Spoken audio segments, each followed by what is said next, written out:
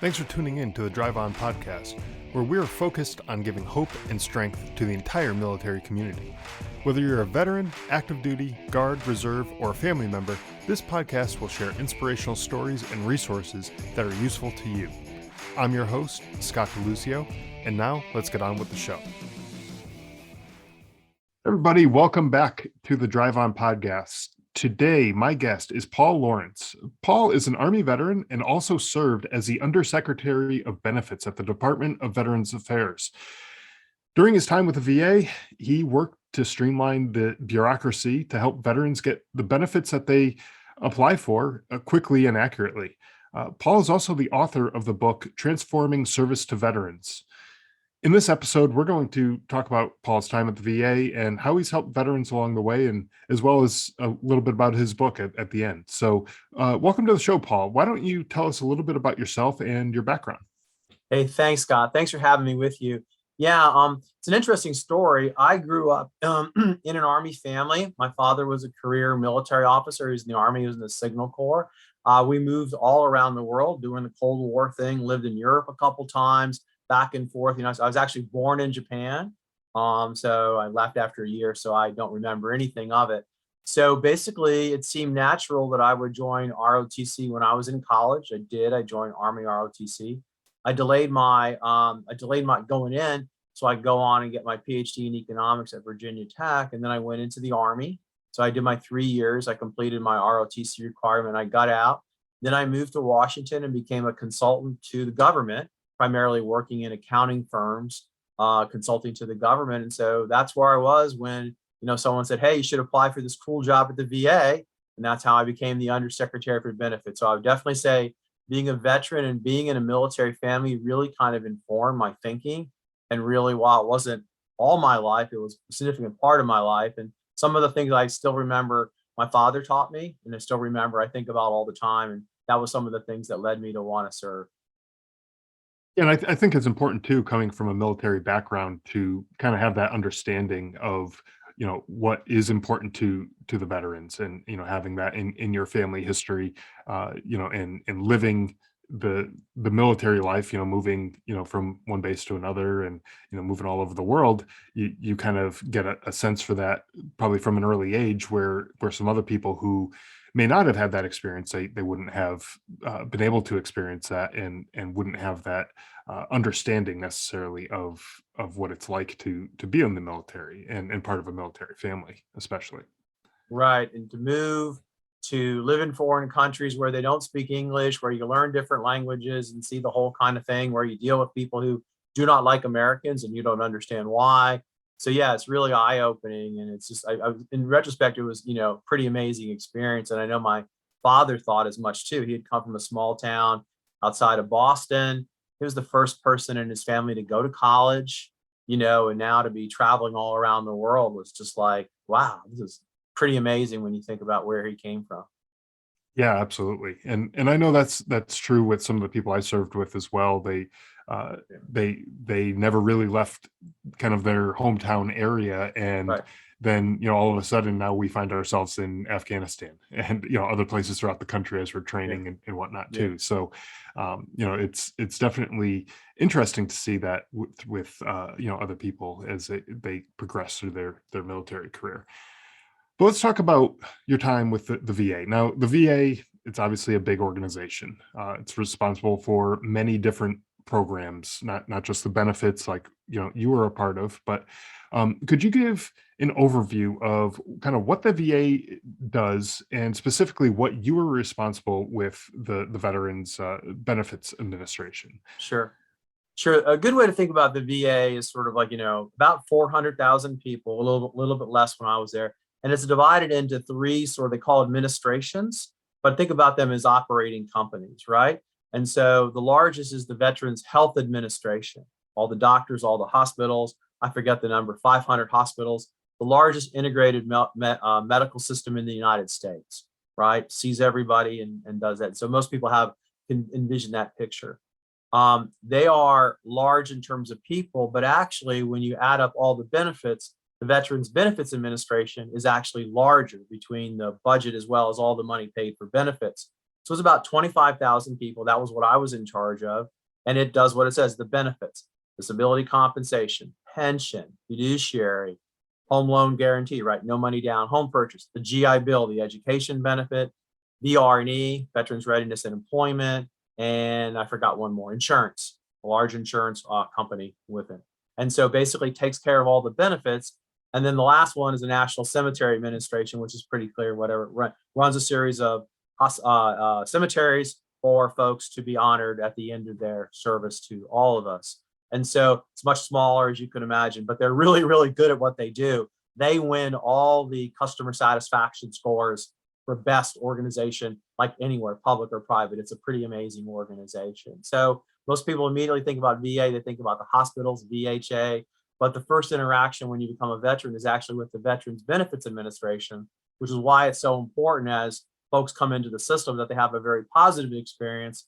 And often disability compensation is one of the hardest things to start with.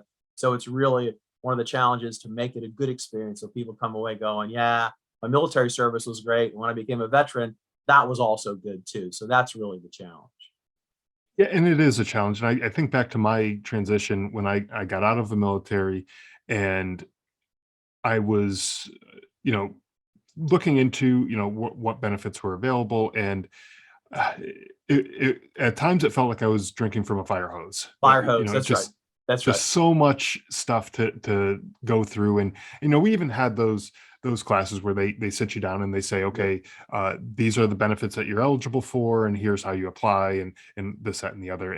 And you go through it at, a sprinting pace, and it's almost overwhelming. And so,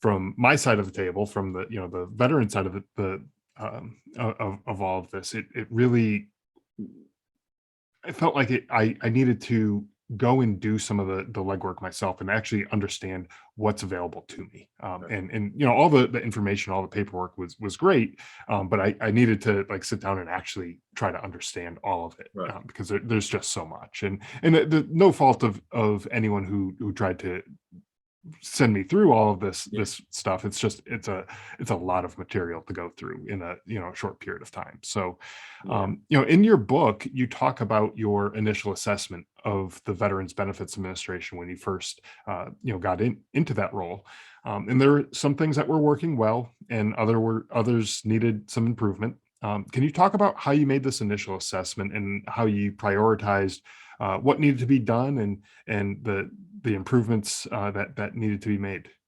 Sure. Well, one of the things I went through the confirmation process is the Veterans Benefits Administration has a lot of information about how well they're doing. They produce a lot of information, how many claims are being processed, how many things are being done, GI Bill claims are being done, how many people are getting pension and the like.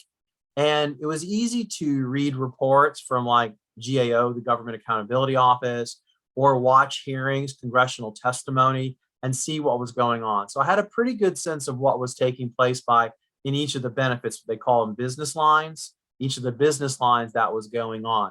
So I had some initial hypothesis about how well things were going or not going. I also knew that when I showed up in 2018, especially in disability compensation, there had been a period of time in the 2013 and 2014 period where the backlog of claims that were over 125 days waiting to be resolved had been really, really large, like more than 600,000. And it had just gotten down to about 70,000 when I showed up. So I knew it was an organization that had made tremendous improvement. But I did have some questions about how well some of the other business lines were going. So I spent a lot of time early on talking to the leaders, getting a sense for who really understood their business and the like. And so I got a pretty good sense early on as to who was doing a good job and who, quite frankly, probably was in the wrong job. I noticed that there were a lot of promotions that were tenure-based versus merit-based. So I had to deal with that. And then, quite frankly, the one thing I never understood was coming from the private sector was what I'll call middle level layers. So, for example, Scott, if you were running a business, you had pretty good responsibilities. In the VBA, when I first showed up, you would report to a deputy undersecretary who would then report to me. And I thought, well, if you're really good at your business, you don't need these folks between me and them to talk about stuff, right? They aggregate information and sometimes you just lose information. So I removed the whole layer of management and converted those positions to help solve more veterans' problems. So I thought that was really helpful to empower people to run their business. Because I mean, I think everybody who does stuff, whatever it is, you always think you're worthy of more responsibility earlier than you get it.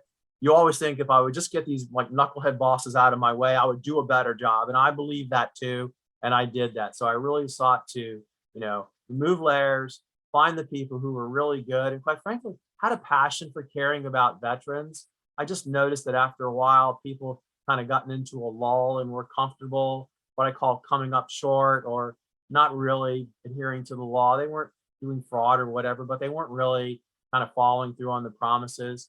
So there was a little bit of that. And so quite frankly, I knew my time there would be short and I really wanted to, help veterans and have the service be better. And that's part of why I took the job. You said, why do you take these jobs? Well, I was naive. I wanted things to be better and I was going to go do things like that, streamline, move people around, and get them really focused on getting benefits to veterans. Yeah, and that's really encouraging to hear that there are people at the VA, especially in the benefits side, because like you said, that's a lot of times the first touch that people have with the VA after getting out of the service. And it's encouraging to hear that there are people who are out there working to make these improvements. I know, personally, I've applied for benefits, and the first time that I applied for any sort of benefits, I think the initial application that I put in was sometime in like August of that year, and it wasn't until February or March of the following year that it ended up getting approved. But then the second time I applied for something else, that was service connected, it was a matter of weeks that Right. it got approved. I think it was like just before Halloween that I applied, and it was before Thanksgiving that it was approved and everything went through. So, just from my own personal experience, and it was around the time frame that we're talking about here while you were in there as well. And so I know that there was definitely some improvements made just from my own personal experience. I can't necessarily say for everybody, but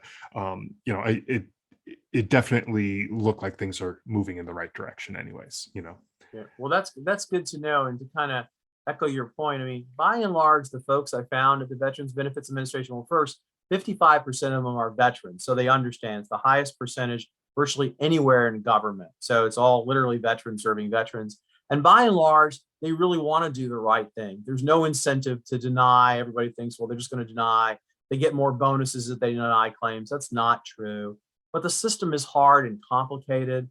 The requirements on information to prove it is just complicated. So sometimes it just gets into difficult situations.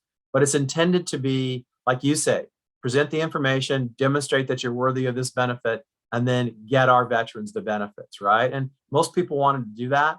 They wanted to be seen as working for an organization that's really good, not one that everybody kind of makes fun of. They want to be on the winning team, just like everybody, right? And so it was natural to talk about, the publicity should be about how good the organization is performing and how satisfied veterans are. And like you say, how quickly they're getting their benefits versus having to explain difficult situations and why things weren't working. So that was the intention. Yeah, and from what I've seen, like I said, it seems like things are moving in that right direction. But something that you sort of briefly touched on is some of the difficulties that come into getting some of these benefits approved and some of the requirements and all that kind of stuff. And one thing that I think would help it to understand a little bit better from the veterans perspective is some of the congressional mandates, and you talked about this a little bit in your book as well. The difficulties that the VA faces when they have to implement these new mandates that come down from Congress. Basically, if you're making a product in a factory and you use the same materials and the same process each time, you can pretty reliably come out with a consistent product time after time, but when you are administering benefits, it can sort of be thought as a repeatable process, assuming nothing changes. Applicants fill out the necessary paperwork, submit the documentation, and either meets criteria or doesn't. But then you throw in a congressional mandate and things change, and all of a sudden all the processes and everything else. So Right. you make the analogy of building a plane as it's flying, you know. So what were some of the challenges that the VA faced and will continue to face, I'm sure, in the future, you know, as new mandates come into play, regarding implementing these new changes?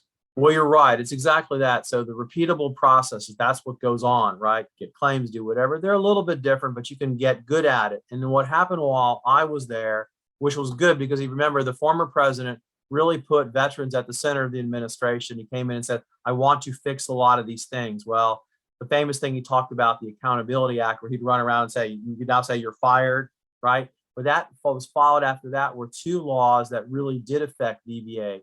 One was the appeals modernization, which made it easier to appeal your decision, as well as the Comeri Act, or the Forever GI Bill.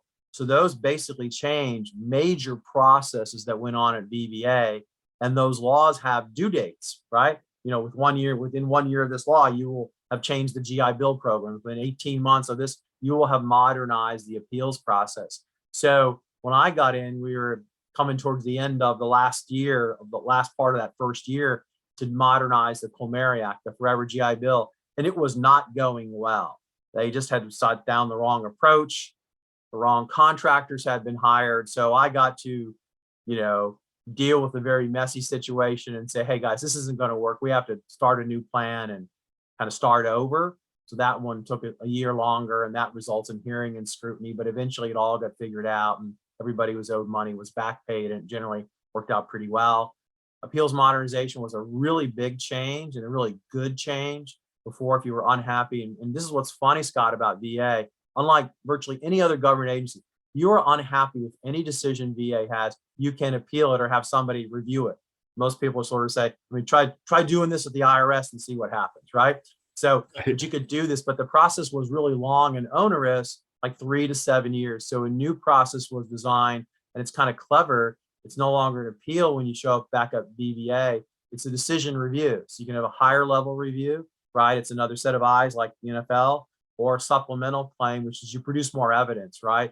Those are happening very, very fast. That was a really big change, but a good change. And then the last change I dealt with just towards the end of 2019 was finally got legislation to deal with the Blue Water Navy, Agent Orange, that folks who were exposed to herbicide who had served less than 12 miles off the coast of Vietnam during the conflict and had been exposed to Agent Orange. So they finally got benefits, and that was a long time coming. So that law had to be implemented on time. So really, you know, you sort of have people who are really good at the process, like you said, doing the same thing over and over again. And now they have to figure out how they're going to change this. It's a very different skill set. It's normally under tremendous scrutiny because the laws have time frames. You know, it's sad. There's a large constituency rooting for VA to fail. So they're sort of watching, you know, when is the Titanic going to hit the iceberg? So it was really a lot of pressure to get it right. And so in those three instances, except for a reset schedule for the Forever GI Bill, all of them were done on time. All of them began exactly as it was planned. So it was really a good news story, and one that, quite frankly, I don't know was expected, because again, I think people were thinking, well, it's VA, it's VBA, somehow this will turn into a mess and everybody will be unhappy. So yeah, but you're right. It's funny. It's just not what you imagine, right? You know, oh, there's major legislation. Well, that's good for veterans until you realize, well, yeah, but somebody's got to go actually do that, right? And Right. just to kind of give you an order of magnitude, the Forever GI Bill, part of the changes were like how the veterans who use the GI Bill got the monthly housing allowance. So to demonstrate the order of complexity, in the original GI Bill, the Servicemen's Readjustment Act of 1944, the housing allowance is described in 44 words. So it said you will get a housing allowance, blah, blah, blah. Okay. In the Forever GI Bill, the way the housing allowance done, over 4,000 words. So order of magnitude of complexity that had to be put into computer programs, and as you imagine, there was a whole bunch of problems. So yeah, that's kind of it. So the good news is there was more legislation to improve services to veterans. The challenge was, of course, to actually go and deliver the benefits. And one of the things I really came away with thinking, it's easy to promise more benefits to veterans, right? Everyone feels good. All Congress people like to do it. It is another story to actually deliver those benefits. Or stated differently, if you promise benefits, but they don't get delivered, you really haven't done anything for veterans. And that's kind of what I really had a real good sense of. Yeah, and that's the thing when Congress passes these laws and they get signed and passes the bills and they get signed into law, and now you're sitting there with hundreds or perhaps thousands of pages of documentation that you now have to go through and convert that into a computer program or something, somewhere along the way to now have the people who work there be able to utilize that and turn that into the benefits that go out to the veterans. It's a big undertaking, Yeah, and and it's actually it's actually kind of the opposite. The laws tend to be real short, and you have to figure out like what it really meant, right? And then you have to go and sort of like, well, what were you guys imagining when you were writing this, right? So it's okay, actually sometimes just the opposite. right. Yeah, that's true too. And so, maybe you're even having to fill in the blanks of, Right. what was actually intended by some of this legislation that gets passed. So, that's, and the reason why I brought that up is because, you know, like you said, there's veterans working for the VA. Those veterans want the benefits to go to the right people in the right circumstances. They're not sitting there, holding back and trying to screw somebody over and not allow these veterans getting the benefits that they deserve. But at the same time, there's real people behind this, and it's not just a computer program. There's Mhm. somebody who has to interpret all of this and create the systems and everything behind it. And so, I wanted to highlight that part because I thought it was really interesting in your book. I wanted to highlight it because a lot of times, we can get mad at a computer, when it's not giving you the answer that you Yeah, want it sure. to. But a lot of times we don't understand that there's a person on the other end of that computer who is doing their best with what they have to work with, and sometimes the timelines may or may not be the right kind of timelines for implementing some of this stuff. And so maybe having a little bit of compassion, a little bit of patience with some of this stuff is in order.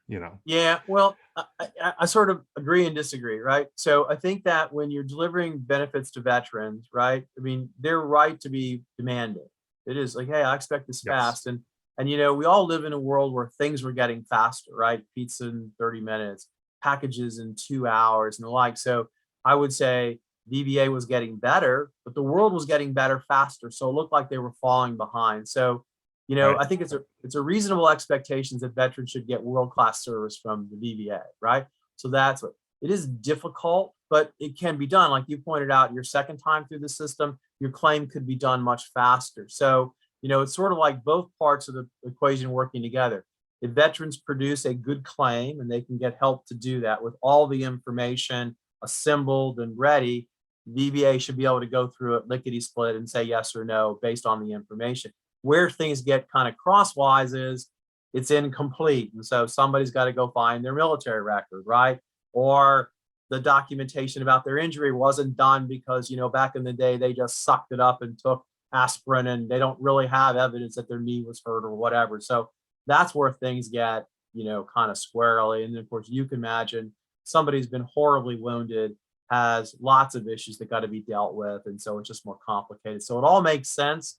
But but people get frustrated, right? And they get disappointed, right? And while 75% of the time they do get yeses, 25% of the time they do get nos. And so no one likes a no, no matter how elegantly it's presented. So it's just kind of how it all works. But I do think that the goal should be, really good service for veterans, and the waiting is just really not acceptable. And that folks should always be vigilant to try to minimize that. Right. Yeah, no, well put. I think that makes a whole lot of sense too. Um, and you talked about, sometimes the paperwork's incomplete or they don't have the right documentation and things like that. And you worked with some of the veteran service organizations that are out there to help improve the relationship between those organizations and the VA, and trying to help facilitate the process of the veterans applying for the benefits and everything. Talk about that process and kind of what the goal there was in terms of improving that relationship and how that's helped, with the overall process for Right. the applications and everything.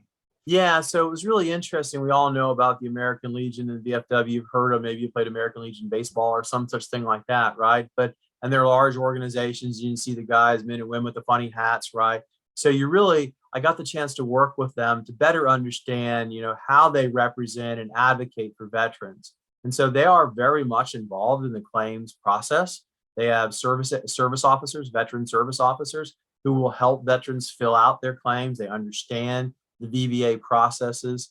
And so they're invaluable, and realize that's kind of what I realized, which is these are essentially, virtually extension of VBA at one level in terms of how much they help. Now they, of course, also heard about all the warts and were good at reminding, VA and the VBA, hey, here's where things are coming up short. But when agendas overlapped, when people were working on the same problems, they were invaluable. And so I found the time meeting with them, especially the leaders. I try to meet with the leaders once a month of what they call it the big eight, the ones that really were the largest and, able to process claims, really valuable. And so that was good. And even when they told you stuff you didn't like, you really got a sense of these are informed consumers. So I like that a lot. And that's probably something I would point out to folks. If you are like looking at filing a claim or, getting help interacting with VA or VBA in particular, you can go to these organizations. They have service officers, and at no charge, they will help you through the process. So, it's in many ways, it's kind of like going to a specialist. You can learn it yourself, but they've been doing this over and over again. And so that's one of the things I would tell people all the time when they say, wow, this stuff is really hard. Get a service officer from a VSO, or quite frankly, from your state. Each state has a Department of Veterans Affairs or some version of that. They also have service officers to help them. So I found them really invaluable, and they were great partners, and they would tell you history about stuff and how things came to be. And, I found a very positive relationship. Yeah, and that's a great thing to have too, because from uh, your side, it streamlines the process. It gets the right paperwork, filled out, and the right documentation and everything like that is being submitted. So that helps the claims process and approvals or denying, Right. in either case, but it's able to get through much quicker because Right. you're not waiting for, okay, now send in this extra piece of information and all that extra stuff. So I think that it's a win-win, really. It's a win for the VBA because you're able to process these claims much quicker, but it's also a win for the veterans because they get their answer a lot quicker as well, and they don't have to jump through all the hoops of trying to learn the whole process when Mhm. there's someone else who's out there who already is kind of a subject matter expert on Right. the They've topic. been doing it. They know what a complete form. They know the mistakes people make. They prevent you from doing it, Yeah. and they help make sure you get the decisions timely. So no, that's really really good. And many of them offer a wide range of services. I don't want to do a commercial for them all, but they have auxiliary groups for families. I mean, they really are veteran service organizations. Now I know they're going through transition too, because it's previously tended to be an older group, and I think some of the post 9/11 veterans are not this is desirous of interacting in certain ways, but eventually it'll get all figured out as well. But yeah, they're there and they can be helpful, as well as the states, like I said. Yeah, absolutely. And for the post 9/11 veterans who might be listening to this, I would encourage you to reach out to some of these organizations, even join the VFW or American Legion or any of them. Again, not giving a commercial Yeah. necessarily to all of them, but reach out to them because there are older people who are members of these organizations, and they've been through a lot of this process before, and other things that you might be going through as well. And it just helps to have that experience available to you, and you might be able to pick their brain and get some of that information out of them as well. So it's not going to hurt anything to Yeah. to reach out to them. And they know that they need to recruit younger members. So Mhm. I've the ones I visit a lot of the posts and the chapters back in the day when you could travel, and a lot of them were understood. It's like, hey, the lifeblood of our organization is post 9/11 guys. men and women. And so I met where the commander was the first post 9/11 commander they had ever had, right? Recruiting folks and the like. And so, yeah, some of the stereotype is true, but a lot more of it was not, as people began to. So I would say, kick the tires, give it a look. But I think you'd be surprised. And, like you point, history, fellowship, camaraderie, information, so for example, a lot of them have emergency funds. You're down on your luck and you need $500,000. A lot of them give that out just because they care about veterans. Yeah, and that's a great service that's available to veterans as well, and that's amazing that there's people out there who are doing that type of stuff. So, what would you say to someone who maybe had a bad experience with their benefits, or something along those lines? A few years ago, before all these changes that were made to kind of streamline the process and make things better for the veterans. Maybe they got turned off by the VA. Oh, the VA is not going to help me. Just they're not going to process this claim, and things just didn't work out for them for whatever reason. They got turned off by the whole process. What would you say to someone who maybe was in that situation, and given the current state of affairs with the benefits and everything now? Yeah, so I would say if it was probably more than 4 years ago, I would say come on back and give them a second chance, because things have gotten better. Okay. And I would say, well, what happened? Was it an incomplete claim or something that it couldn't be figured out? Like you point out, Scott, go to a veteran service organization, get someone to help you to have the best interaction possible. But I would definitely come back. And if you had a bad experience, again, thanks to the new process to appeal, the appeals modernization law, I say, file an appeal and get somebody to look at it again. So I would definitely encourage people to connect with the VA. Okay, yeah, everything isn't perfect, but it is like the VA. And as a veteran, you should figure out what's there for you, because there's a whole range of benefits. Hearing about people who had a bad experience was very frustrating. But another thing that I learned was folks who just never interacted with the VA. Well, I never knew I was allowed to do that. I sometimes didn't even know I was a veteran. Like I didn't know I could have my college paid for. I didn't know about all these things. So it was really disheartening to hear about folks who had a bad experience, or they would say, I'm fighting with VA, as if that's kind of the verb you're supposed to use. But others like, I didn't even know. There's so much benefits. Congress has been so generous with folks to serve that the I don't know one was equally frustrating, right? So I take your point at the beginning of the show that it is a fire hose, but at least there's stuff there, right? And the internet and resources and whatever. So, and I would just say, compared to when I got out, when transition was, here's your DD 214, goodbye. Okay. It's better. It's still got a long way to go, but but yeah. So come back in some form, come back. And what about the people who maybe they had maybe a knee injury or back injury or something like that in their service, and they don't want to file a claim because they feel like, well, I'm going to be taking that away from some other Yeah. veteran. Yeah. So that's a really good point, Scott. And that's absolutely not true. Okay. The way Congress has allocated the money is benefits it's just an increasing pot. So if everybody filed for their back and whatever, the number of dollar available goes up. It's called a mandatory spend. You have to go spend this money on veterans benefits. So yes. And so there's two components of that. The way we like to talk about it is, are you the same person exiting service as you were going into service? Hearing, knees, back, ankles, other sort of problems. If you're not, file a claim. And while you might only have minor injuries or disabilities now, later things get worse. So we would always say, come back every 3 to 5 years. Your hearing will get worse if you were in the artillery, for example, around aircraft, or kind of things that make some sense. So yeah, it's really sort of intended to help folks. And again, the difficult experience was people who show up now, they're, served in the service in the early 20s. Now they're 40 or 50. My hearing's gone, and trying to link that to your service is harder. Whereas if you just done it earlier, you would then go in and say, hey, I need an increase, as opposed to starting. So I would tell people the money is absolutely there. You're not taking it for anybody. This is stuff you earned. The language around benefits is earned. It's not entitled. It's not whatever. It's earned. And these are things that are written into law for our veterans. And that's why I keep going back to service in the military of our country is a very noble thing, and benefits and the VA is there to reward our veterans.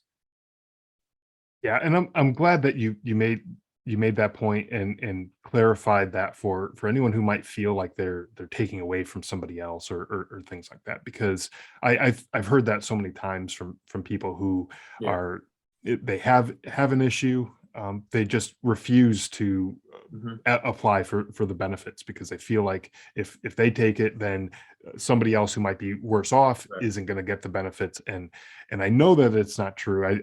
But it's good to hear from someone from your side of the house where you know more about the how the benefits work and where the money comes from and how it's allocated and everything like that. So so people who are listening, if you have any of these issues, anything that's service connected, just like what Paul was saying, if you are different coming out of the military than you were going in, Yeah.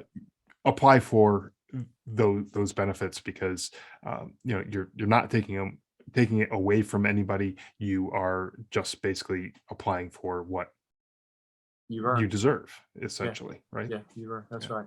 That's right. absolutely. And if they have a thing, they could do a search engine, top 10 reasons why people get disability compensation. Let's see, knees, ankles, noise, like PTSD. These things are sort of well known. You might go, yeah, that does happen. I mean, it does happen, and Yeah, so be aware of that. yeah, absolutely. So take a look at those top 10 reasons.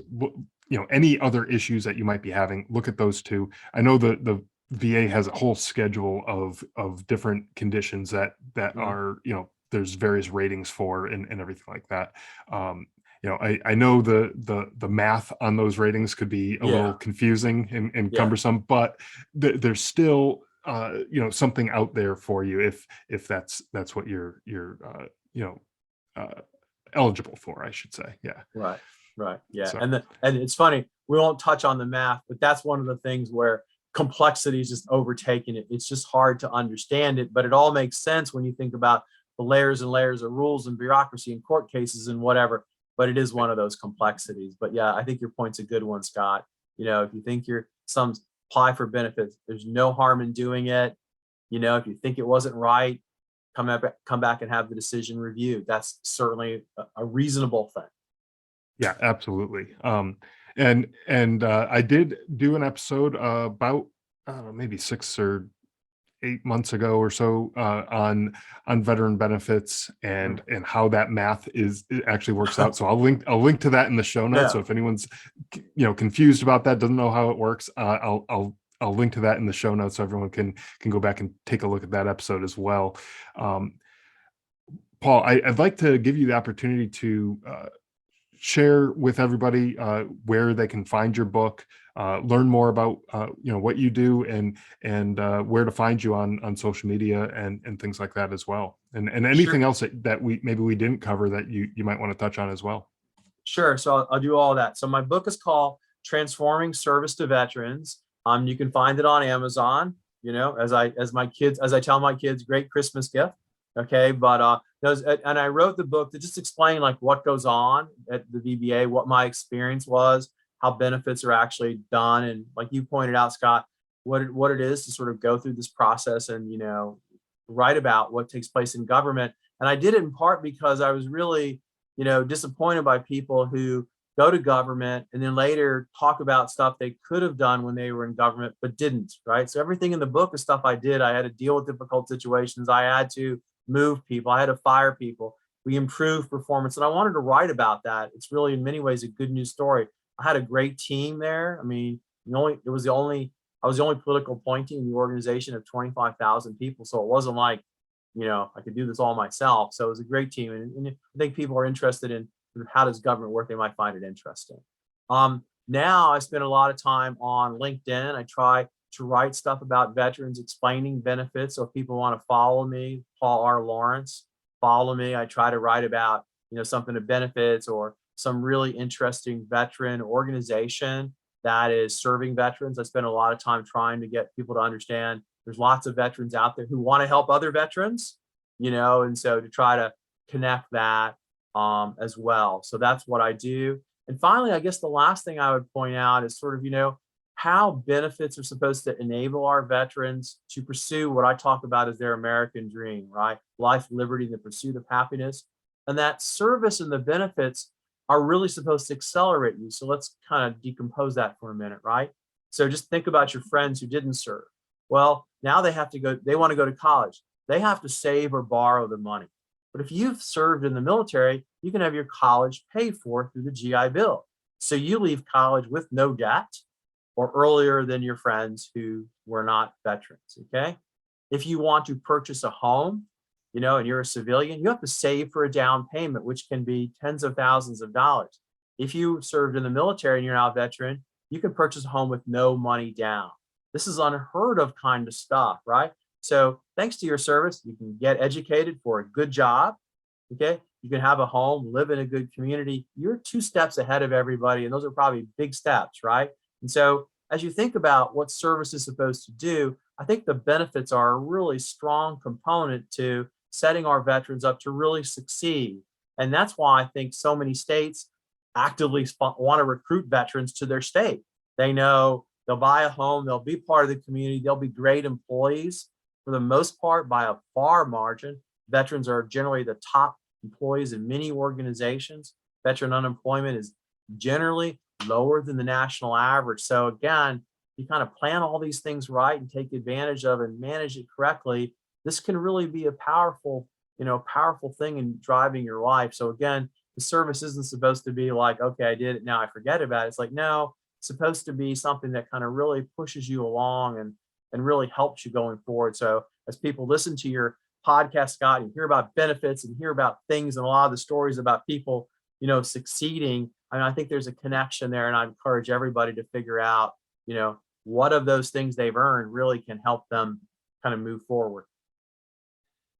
Yeah, absolutely. And it's, it sort of kills you to hear the stories of the people who aren't moving forward and not taking advantage of some of the things that they earned through their service. And I really appreciate you coming on the show and sharing, especially sentiments like that, where it's encouraging people to go out and use these benefits that they fought for, that they earned through their service, and that they and I say fought for. I don't mean that they fought for the benefits, but they were fighting, for our country, and they earned these benefits through that service, and it's theirs, that they've earned it, and I really do hope that people will use those benefits to like you said, kind of get a jump start, in their lives. Yeah, no, that's exactly right. It's all there. Find someone to help you. Others will help you. It's important that veterans connect. Absolutely. So, Paul, it's been a pleasure speaking with you today. For everyone listening, the book, again, Transforming Service to Veterans, it's on Amazon. Take a look at that. Go get the book if you're interested at all in how the government is running the benefits side of things. How Paul had worked through the VBA, and take a look at LinkedIn. Follow Paul on LinkedIn as well, and I'll have links to all of this in the show notes. So anyone who is looking to grab a copy of the book or follow Paul on LinkedIn, just go ahead and click over to the show notes, and we'll have all the links for you there. So thank you again, Paul, for joining me. Really appreciate the time and the opportunity to speak with you. Yeah, thanks for having me on, Scott. Thanks for having a great conversation. Thanks for listening to the Drive On Podcast. If you want to check out more episodes or learn more about the show, you can visit our website, driveonpodcast.com. We're also on Instagram, Facebook, Twitter, LinkedIn, and YouTube at Drive On Podcast.